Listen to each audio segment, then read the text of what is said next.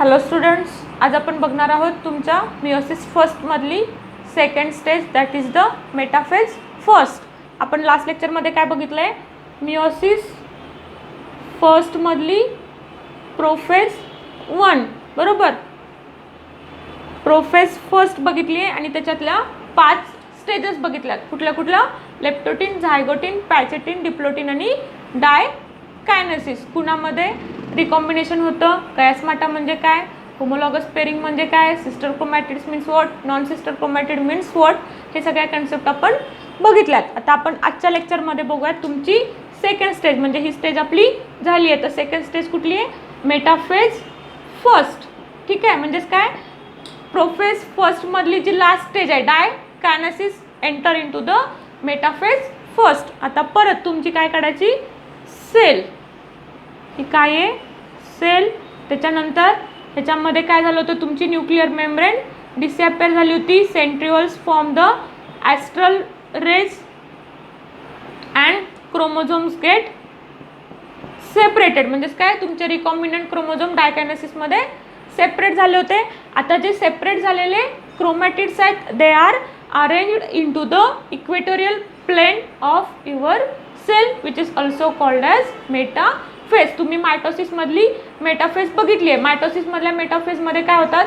तुमचे क्रोमोझोम्स काय करायला लागलेत? They are come at the equatorial plane of your cell, किंवा they are come in the middle position of sale.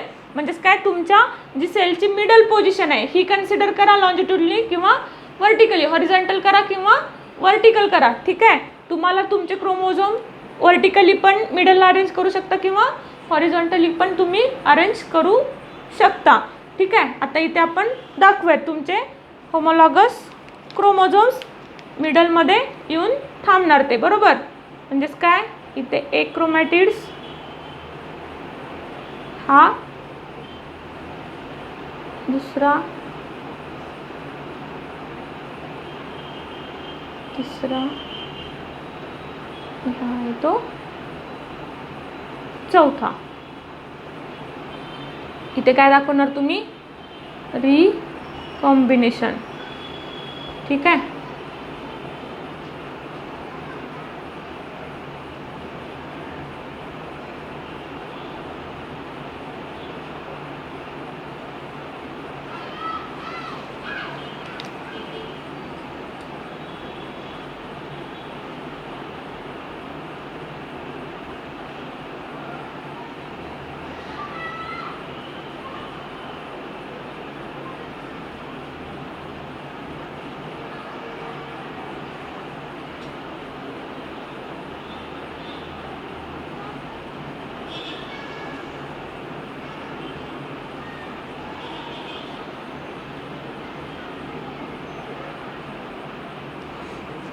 ते काय तयार व्हायला लागले? तुमचे ॲस्ट्रल रेज काय करतात? Spindle fibres. म्हणजेच काय? तुमच्या क्रोमॅटिड्सला मिडल प्लेनमध्ये आणून थांबवत आहेत.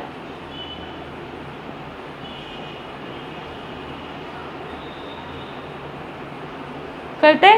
ही काय आहे? तुमच्या सेलची इक्वेटोरियल प्लेन. मी समजावं म्हणून तुम्हाला लाईन काढून दाखवते. ही कुठली फेज आहे? फिगर काय नाव देणार? Metaphase first. मेटाफेज फर्स्ट मध्ये काय होणार? Chromatids get equally arrange into the middle of phase of your cells. म्हणजेच काय? तुमचे क्रोमॅटिड्स कुठे अरेंज झालेत? आता मिडल फेजला. आता तिसरी स्टेज आहे ती तुमची ॲनाफेज, बरोबर. तिसरी स्टेज कुठली आहे? ॲनाफेज 1. परत सेम सेल,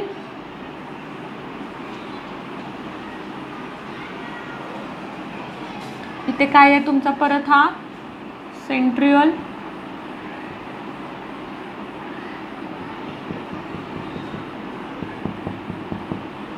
ठीक आहे. आता तुमच्या ॲनाफेजमध्ये काय होतात? तुमचे chromatids get arrange into the opposite pole.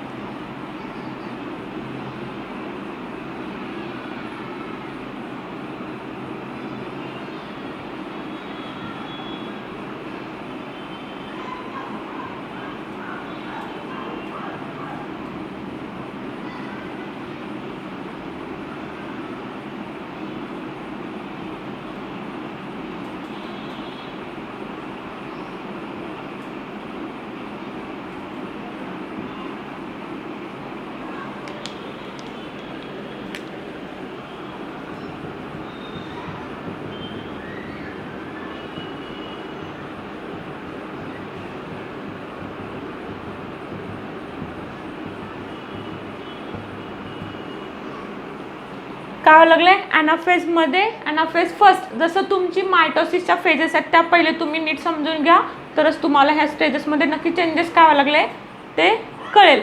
ठीक आहे. मेटाफेज फर्स्टमध्ये काय होत आहे, क्रोमोझोम काय व्हायला लागलेत, क्रोमॅटिड्स तुमचे मिडल पोझिशनला अरेंज झालेत. ॲनाफेज फर्स्टमध्ये काय होतात, they get attract to the opposite pole. Ana means what, opposite. ठीक आहे. म्हणजेच काय, तुमचे क्रोमॅटिड्स काय झालेत, they are move toward the opposite poles. इथे काय होते, सेंटरला होते, इथे काय झाले तुमचे अपोजिट पोलला गेलेत. फिगरला काय नाव देणार, ॲनाफेज फर्स्ट. ठीक आहे. आता नेक्स्ट स्टेज आहे तुमची telophase first. Telophase, telo means what, end. ठीक आहे. इथे काय होणार, परत तुमची न्यूक्लिअर मेम्ब्रेन रिअपिअर होणार, तुमचा सेंट्रिओल डिसॅपिअर होणार. म्हणजेच काय होणार, इथे न्यूक्लिअर मेम्ब्रेन गेट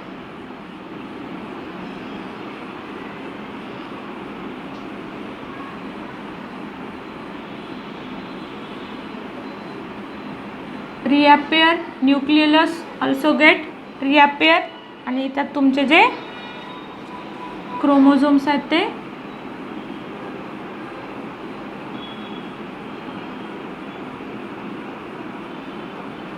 सेपरेट होणार. ठीक आहे. कारण एका डिप्लॉइड सेलचे काय करायचे तुम्हाला, 2 हॅप्लॉइड सेल्स तयार करायच्यात.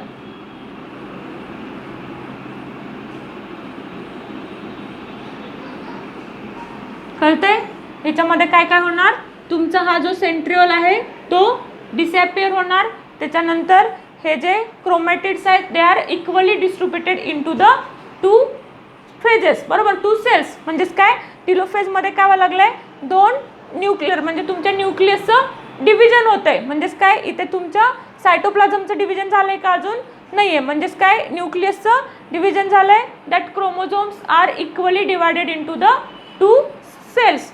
ठीक आहे. त्याच्यानंतर nuclear membrane reappear, centrioles get disappear, nucleus also get reappear. ही झाली तुमची टिलोफेज 1.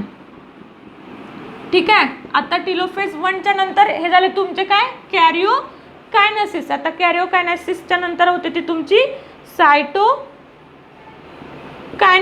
म्हणजेच काय, एका पॅरेंट सेलच्या काय करायच्यात तुम्हाला, 2 हॅप्लॉइड सेल्स तयार करायच्यात. मग ते कसं होणार, आता इथे काय आहे, हा तुमची टिलोफेज आहे. बरोबर.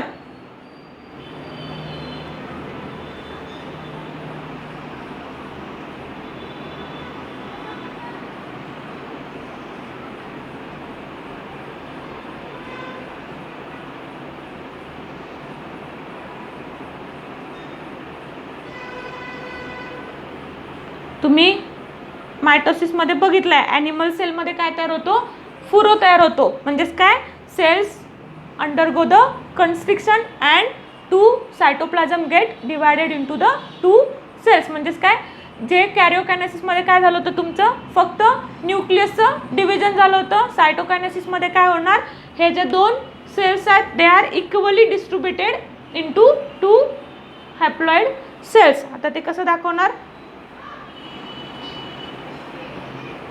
ठीक आहे. न्यूक्लिअर मेम्ब्रेन रिअपिअर, त्याच्यामध्ये आहेत तुमचे हे क्रोमोझोम्स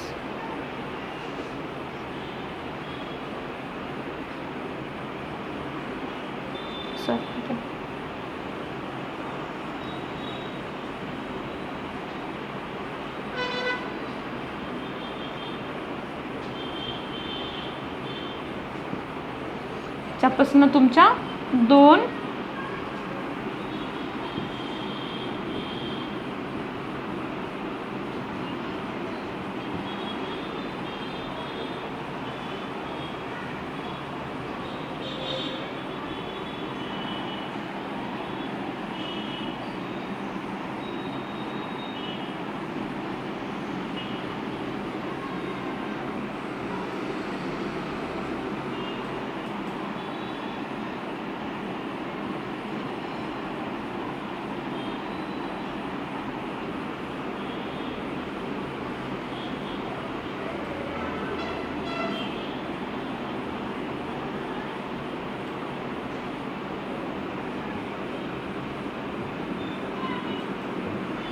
डॉटर सेल्स तयार होणार. ही काय आहे तुमची सायटोकायनेसिस फर्स्ट.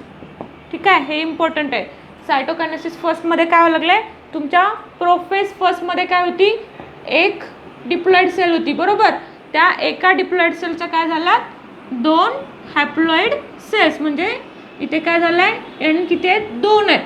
ठीक आहे, म्हणजेच काय 2 हॅप्लॉइड सेलमध्ये डिव्हिजन झालं आहे. पण तुमच्या मिओसिसचं मेन एम काय आहे, 1 parent cells get divided into the 4 haploid cells. म्हणजेच काय ह्या 2 हॅप्लॉइड सेल्स परत again divided into the 2 haploid cells. म्हणजेच किती नंबर होणार तिथं 4 येणार, 4n होणार.